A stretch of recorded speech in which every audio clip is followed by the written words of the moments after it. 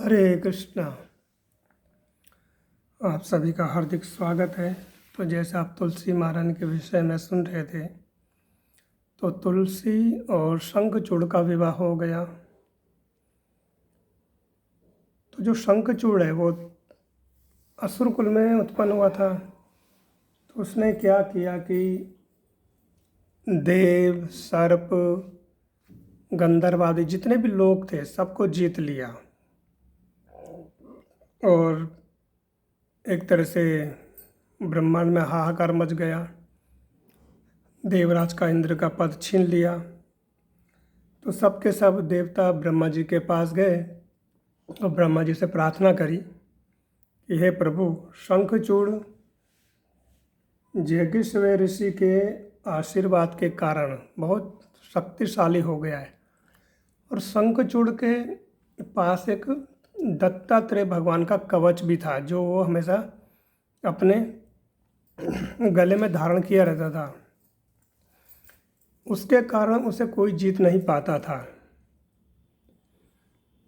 तो सबने ये प्रार्थना करी कि आप कुछ रास्ता निकालिए, कोई मार्ग निकालिए। तो ब्रह्मा जी सभी देवताओं को लेकर के भगवान विष्णु के पास गए। तो भगवान विष्णु ने कहा, हे ब्रह्मदेव, शंखचूड़ पूर्व जन्म में गोप था और ये सुदामा नाम का गोप था और राधा जी का बहुत ही प्रिय सेवक है ये। तो जब राधा जी ने श्राप दिया, राधा जी को इसने अंदर नहीं आने दिया मेरी आज्ञा से कि मैं विरजा नाम की गोपी से रासलीला कर रहा था उसके साथ। तो मेरी आज्ञा से उसने नहीं अंदर आने दिया। और जब राधा रानी से दानव योनि में उत्पन्न होने का श्राप दिया, ये गोलोक छोड़ के जाने लगा, तो करुणामयी राधा रानी के नेत्रों से असुर निकलने लगे। हे मेरे पुत्र, रुक जाओ, कहाँ जा रहे हो? किशोरी जी ऐसा कहने लगी, क्योंकि किशोरी जी इतनी करुणामय है कि वह जो इस भौतिक संसार में ब्रज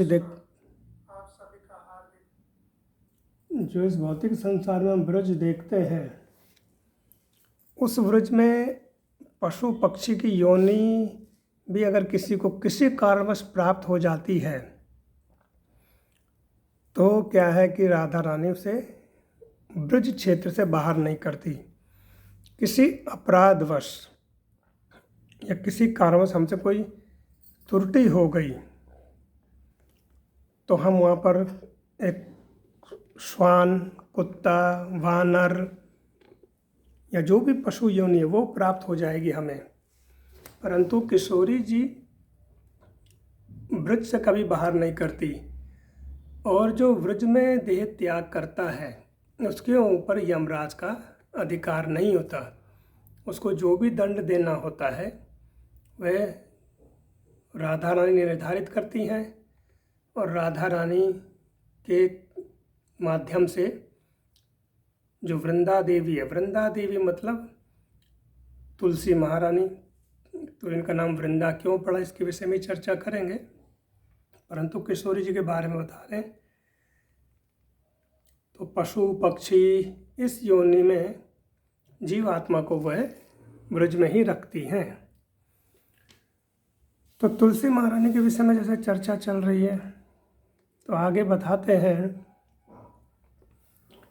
कि राधा अति करुणामयी है। ये स्वयं हरि कह रहे हैं, नारायण जी कह रहे हैं, सखियों का तिरस्कार करने का राधा ने श्राप तो दे दिया, परंतु जब सुदामा मुझे प्रणाम करते हुए रोते हुए वे जाने लगा, सभा भवन को त्याग करके जाने लगा, तो राधा जी कहती हैं, वत्स रुको, मत जाओ, कहाँ जाओगे? तो मैंने फिर राधा जी को समझाया कि एक क्षण में वापस आ जाएगा, क्योंकि हमारा जो पृथ्वी लोक का समय है वह देवताओं को समय से अलग होता है। हमारा 1 वर्ष और देवताओं का एक दिन के बराबर है। तो इसलिए भगवान कह रहे कि वो आधे क्षण में ही आ जाएगा यहाँ पर तुम्हारे पास वापस, तुम चिंता मत करो। फिर राधा रानी को समझाया, सुदामा को समझाया। सुदामा ने राधा रानी के चरणों को प्रणाम किया और अश्रुपात करते हुए वहाँ से निकल गया। तो यही सुदामा शंखचूड़ के रूप में आया था। तो भगवान यहाँ पर बता रहे ब्रह्मा जी को कि वो मेरा आशीर्वाद ही है उसको।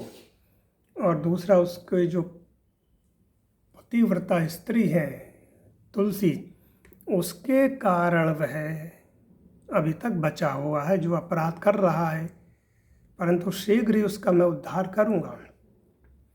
तो देवता लोग अपने अपने स्थान को चले गए। फिर भगवान ने शिव जी को प्रेरित किया, तो युद्ध के लिए आरंभ हुए। शंखचूड़ के पास दूत गया और शंखचूड़ को बोला कि आपसे युद्ध चाहते हैं शिव जी। तो बहुत ही समय तक इन दोनों का आपस में युद्ध हुआ। और क्या है कि जो शंखचूड़ है ये शिव जी के द्वारा भी पराजित नहीं हो रहा था, परंतु जब ये देखा तो भगवान विष्णु ने एक ब्राह्मण का वेश धरा और शंखचूड़ के पास गए, बोले कि हे पुत्र, मैं तुमसे कुछ चाहता हूँ। तो शंखचूड़ ने कहा कि हे ब्रह्मदेव, ब्राह्मण देवता, आप बताइए कि आपको क्या चाहिए। तो बोले जो तुम्हारे गले में कवच है वह मुझे दे दो। तो भगवान की प्रेरणा के द्वारा, जो भगवान की माया है, उसके कारण शंखचूड़ ने वह कवच अपने गले से उतार के दे दिया, जो दत्तात्रेय जी ने दिया था। इसमें बहुत अद्भुत स्तोत्र है, यानी कि इसमें कवच में, कवच का अर्थ क्या होता है? सुरक्षा, जैसे आप कहते हैं ना, सुरक्षा घेरा। तो जैसे कुछ तांत्रिक लोग भी कवच पहनते हैं या घर में कवच लगा देते हैं, तो कुछ मंत्रों के द्वारा घर को सुरक्षित किया जाता है। उसी तरह से कुछ मंत्रों के द्वारा उसको पहले लिखा जाता है, फिर ताबीज के रूप में गले में डाला जाता है। तो उससे क्या है कि जीवात्मा की रक्षा होती रहती है। तो ऐसे में क्या हुआ कि जब वह शंखचूड़ से भगवान दत्तात्रेय का जो कवच था, भगवान विष्णु ने स्वयं ही ले लिया। तो फिर वो वहाँ से अंतर्ध्यान हो गए और उसके बाद बहुत देर तक शिव जी और शंखचूड़ का आपस में युद्ध हुआ। और जब बहुत युद्ध हो गया, और इधर क्या हुआ कि जब यहाँ युद्ध हो रहा था शंखचूड़ और शिव जी का, उधर भगवान विष्णु तुलसी महारानी के पास गए शंखचूड़ का रूप रख करके। और जो शिवजी महाराज के पास त्रिशूल है, ये त्रिशूल भगवान विष्णु के द्वारा निर्मित है और उनको दिया गया है। तो जब देखा कि बहुत समय हो गया युद्ध करते करते, अभी पराजित नहीं हो रहा है, फिर भगवान शिव जी ने अपना वह त्रिशूल लिया और शंखचूड़ के ऊपर फेंक दिया, यानी उसे फेंक करके मारा, त्रिशूल को चलाया। तो शंखचूड़ समझ गया कि अब मेरा समय आ गया, तो उसने अपने धनुष बाण सब कुछ त्याग दिए और योगासन पर, पद्मासन पर बैठ गया। भगवान कृष्ण का चिंतन करते हुआ उसके ऊपर आकर के त्रिशूल घूमता रहा, फिर उसके ऊपर गिरा तो उसका देह भस्म हो गई उस त्रिशूल के कारण। और वह दिव्य रूप से, गोप रूप से, दो भुजाओं में सुशोभित होकर के दिव्य विमान पर बैठ करके, हाथ में उसके मुरली थी। देखिए, भगवान कृष्ण का जो गोलोक धाम है, ये 50 करोड़ योजन ऊपर है वैकुंठ लोक से।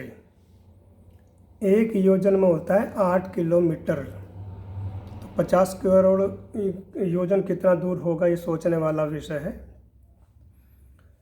तो जो गोलोक धाम है, उसमें जितने भी भगवान के जो सेवक हैं, जो पुरुष रूप हैं, गोप, ये दो भुजाओं में रहते हैं, जैसे कृष्ण रहते हैं। ये हाथ में अपने बांसुरी रहते हैं और अपना इनका जो अधिकतर रंग है वो भी श्याम वर्ण का ही है, कृष्ण की तरह। लेकिन जैसे गले में कौस्तुभ मणि और हृदय में श्रीवत्स चिन्ह, और जो भृगु ऋषि के मारा द्वारा जो मारा था पैर छाती पर हृदय पर, उसका चिन्ह नहीं होते। इससे पहचान में आ जाता है कि ये गोप भगवान का सेवक है।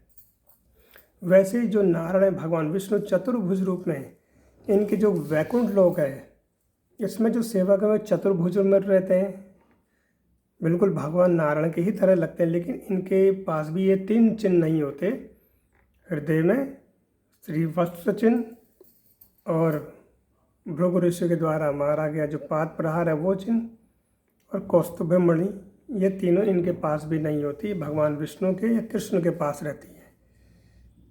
तो वहाँ पर सुदामा जो नाम का गोप था, जो शंखचूड़ के रूप में आया था, उसने पीतांबर धारण किया था, सिर पर मोर पंख लगे थे, गले में वनमालाएं थी और हाथ में मुरली भी थी।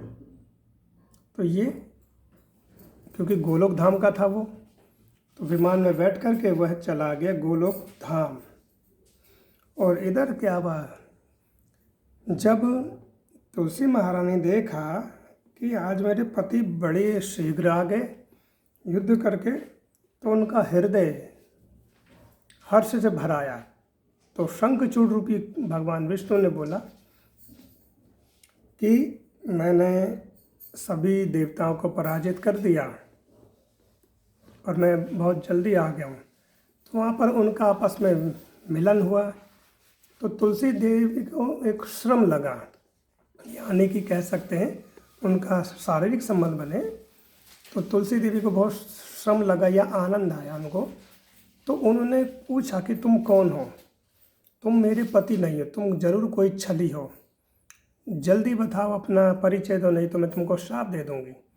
तो भगवान विष्णु ने वह शंखचूड़ का रूप छोड़ा और अपने रूप में आए। तो तुलसी देवी कहती हैं कि हे नाथ, आपका हृदय बड़ा पाषाण का है, इसलिए आप में तनिक भी दया नहीं है, मैं आपका ही तो चिंतन करती थी।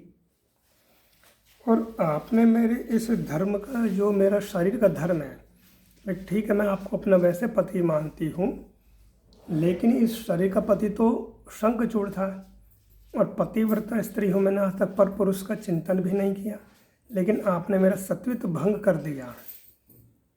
तो आप पाषाण हृदय के निर्दयी, मैं आपको शाप देती हूँ कि आप पाषाण हो जाओ, और आपने मेरे पति को क्यों मरवाया। तो भगवान पूरे वार्तालाप बताते हैं कि उनके पूर्व जन्म की कथा बताते हैं तुलसी देवी की, जो मैंने आप लोगों को सुनाई। तो कहते हैं कि वो मेरा ही अंश था और वो मेरे ही लोक चला गया गोलोक धाम। अब मैं तुम्हारे जो तपस्या करी है उसका मैं फल देने आया हूँ। तो तुम इस शरीर का त्याग करके दिव्य देह धारण करके मेरे साथ रहो, लक्ष्मी के समान सदा मेरी प्रिय बन करके रहोगी, और तुम्हारा शरीर ये एक नदी के रूप में बदल जाएगा जिसका नाम गंडकी होगा। ये पवित्र नदी पुण्य में, भारतवर्ष में मनुष्य को उत्तम पुण्य देने वाली बनेगी। तुम्हारे केश का कलाप, जो तुम्हारे केश है कलाप, पवित्र वृक्ष होंगे, उनकी प्रसिद्धि अद्भुत होगी, और 3 लोकों में देवताओं की पूजा के काम आने वाले जितने भी पवित्र पुष्प हैं।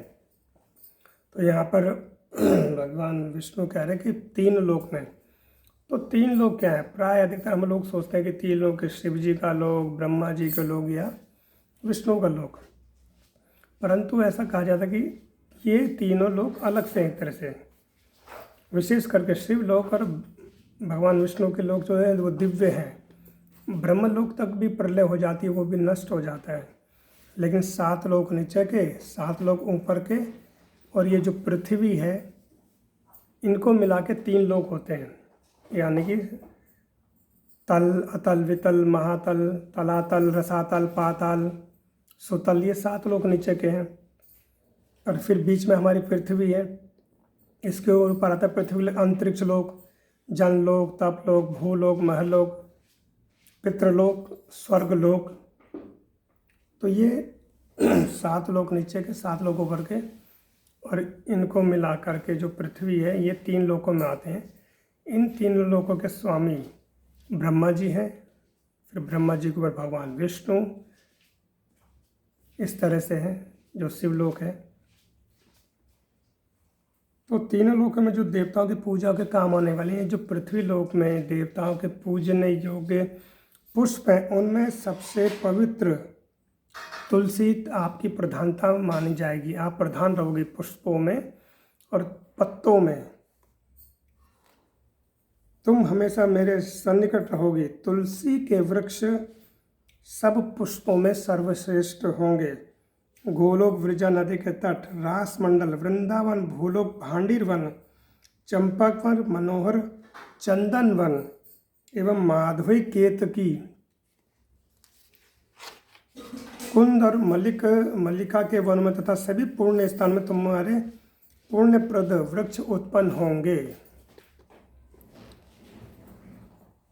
और संपूर्ण तीर्थों का वास होगा तुम्हारे जड़ में, तुम्हारे जो जड़ है उसमें। तो यहाँ पर बताया गया है कि भगवान विष्णु को हजारों घड़े जो अमृत के वो चढ़ाने से भी इनको तृप्ति नहीं होती, जितनी तृप्ति केवल अगर हम केवल एक तुलसी पत्ता भगवान विष्णु के चरणों में रख दें, चाहे वो शालिग्राम जी है, या भगवान नारायण का रूप है, या कृष्ण का, या गिरिराज शिला, जैसे कि हमारे पास ये गिरिराज शिला है, ये 2, और ये शालग्राम जी हैं। एक ये छोटे गोपाल शालग्राम हैं जो गोल आकार में, छोटे आकार मोते से गोपाल शिला बोला गया है। तो इनके पास अगर हम तुलसी दल रखते हैं, एक पत्ता भी रख दें, तो भगवान कहते हैं मैं उससे अद्भुत मुझे तृप्ति होती है केवल एक तुलसी के पत्ते से। तो यहाँ पर भगवान तुलसी महारानी को बता रहे हैं, हे तुलसी, तुम मेरी सबसे प्रिय बन करके रहोगी, और जो मनुष्य मुझे एक पत्ता चढ़ा देगा तो उसके इतने पुण्य होंगे कि जिसकी कोई सीमा ही नहीं। स्वयं ब्रह्मा जी, शेषनाग जी भी उसके पुण्य का वर्णन नहीं कर सकते। तो मैं फिर इसके विषय में चर्चा आगे और करूँगा, जिसमें तुलसी महारानी का स्तोत्र, उनके 8 नाम नित्य प्रति जो लेता है उसको भगवान की भक्ति मिलती है। उन 8 नामों की महिमा, तुलसी देवी का मंत्र, इसके विषय में बताऊंगा। हरे कृष्णा। तुलसी महारानी की जय। जगत गुरु श्रील प्रभुपाद की जय।